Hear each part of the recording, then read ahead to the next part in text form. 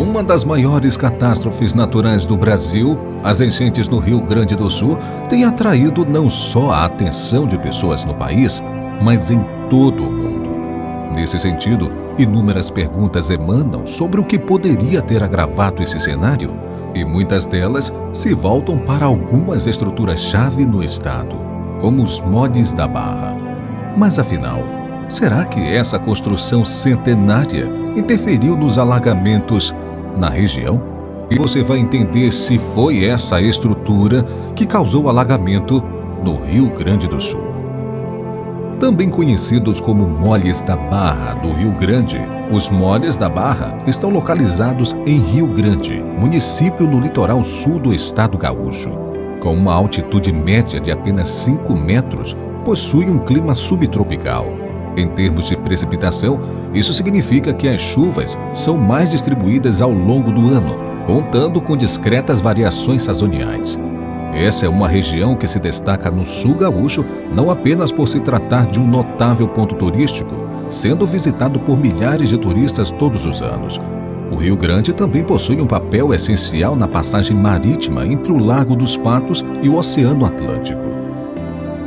E os responsáveis por dar início a essa passagem são os moles da Barra. Essa obra é construída por 2 paredões de pedra que se estendem paralelamente no Lago dos Patos, maior laguna da América do Sul.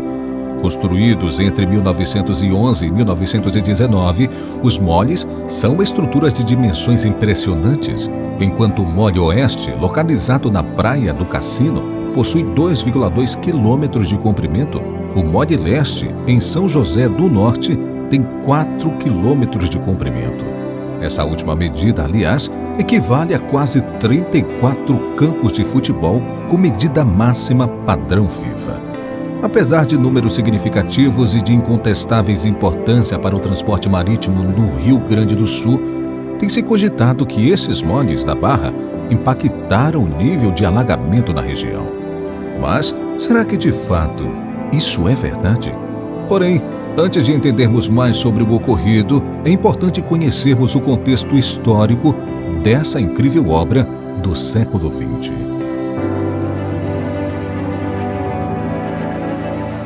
Para compreendermos o porquê da construção dos moles da Barra, é preciso voltarmos no século XVIII. À época, as terras do Rio Grande do Sul e Pelotas eram consideradas como importantes pontos de comunicação entre a colônia de Sacramento e Rio de Janeiro. Contudo, a navegação na região era extremamente complicada, devido a uma série de fatores, como bancos de areias móveis, fortes correntes e ventos. O resultado disso era uma visibilidade muito limitada aos navegantes na costa.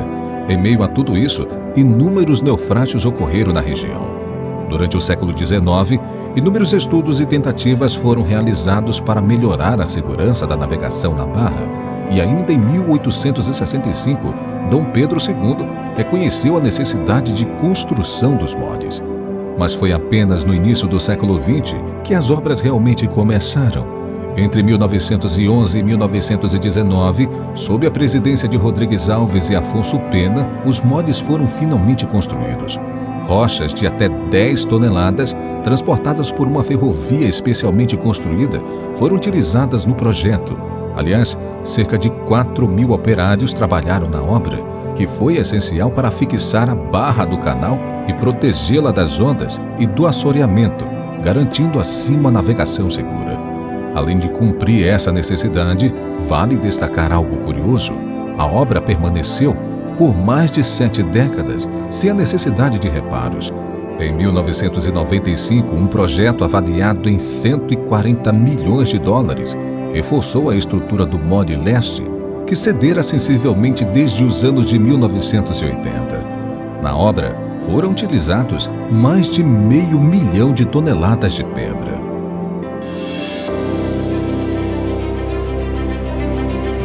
Como todos sabemos, a tragédia ocorrida no Rio Grande do Sul gerou uma série de perguntas a toda a população brasileira, desde questões mais amplas até as mais específicas e técnicas, que contemplam o quanto algumas obras podem ter influenciado nas enchentes, como as das usinas do Rio das Antas, abordada em um vídeo aqui no canal. Mas, afinal de contas, Será que os moles da Barra impactaram o nível de alagamento na região?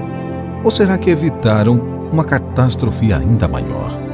A resposta à primeira pergunta é sim. Porém, vale destacar que não são os únicos responsáveis por tal condição. Os moles servem como ancoragem para as águas do Lago dos Patos, proporcionando um afunilamento mecânico na vazão. Mais do que isso, as bancadas de areia próximas à construção acabam tendo um papel fundamental no fechamento da foz. Não à toa, a Lagoa dos Patos, em 16 de maio, alcançou o nível de 2,8 metros, nada menos que 1,5 metro acima da cota de inundação. Enquanto a esse cenário, a água não segue, digamos, o fluxo natural da saída para o mar, mas faz o caminho inverso, invadindo a várzea. E não só isso, esse represamento também impacta no nível de marés nas proximidades, contribuindo para alguns dos alagamentos nas regiões centrais do Rio Grande do Sul, como vimos ao longo dos últimos dias. É importante ressaltar que a topografia do estado possui uma peculiaridade que favorece a esse cenário. Em linhas gerais, o Rio Grande do Sul conta com 4 unidades morfológicas. 2 delas, situadas ao norte e ao sul do estado, possuem altitudes mais elevadas em relação à região central, na qual se localiza em uma depressão próxima à área de planície litorânea.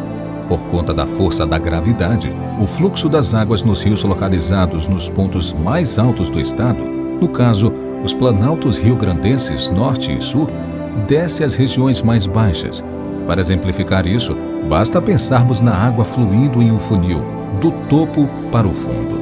Essa confluência pode ser bem observada no rio Guaíba, cuja elevação do nível d'água causou severas enchentes em Porto Alegre e proximidades. Mas logicamente não é só o problema da vazão na Lagoa dos Patos que tem contribuído para esse cenário catastrófico. De acordo com alguns dos principais serviços meteorológicos do país, a variação dos ventos e a mudança da maré na Oceânia impactaram na inundação. Inegavelmente, a questão climática potencializou o impacto da catástrofe não só na região da Lagoa dos Patos, mas em praticamente todo o território gaúcho. Entre o fim de abril e o início de maio de 2024, o Rio Grande do Sul foi assolado por um índice assombroso de chuva. Segundo dados do governo local, apenas entre 24 de abril e 4 de maio foram 420 milímetros de precipitação. Para se ter uma ideia, a medida de chuvas para abril era estimada em 180 milímetros, ou seja, em apenas 10 dias choveu o equivalente a mais de 18 meses. Não à toa, em Porto Alegre, o nível de enchente deixou para trás o ocorrido em 1941, quando ao longo de 22 dias, as águas do rio Guaíba alcançaram uma cota de quase 4,8 metros.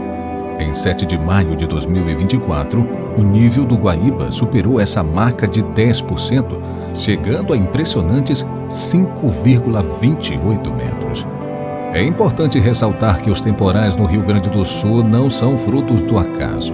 Segundo especialistas, uma combinação de fenômenos tem agravado as condições climáticas na região. A tragédia no estado também está associada a correntes intensas de vento, a corredor de umidade vindo da Amazônia, que potencializou a chuva, e o bloqueio atmosférico por conta das ondas de calor. Ao todo, nada menos que 452 dos 497 municípios gaúchos foram afetados pelas enchentes, ou seja, quase 91% do território do estado.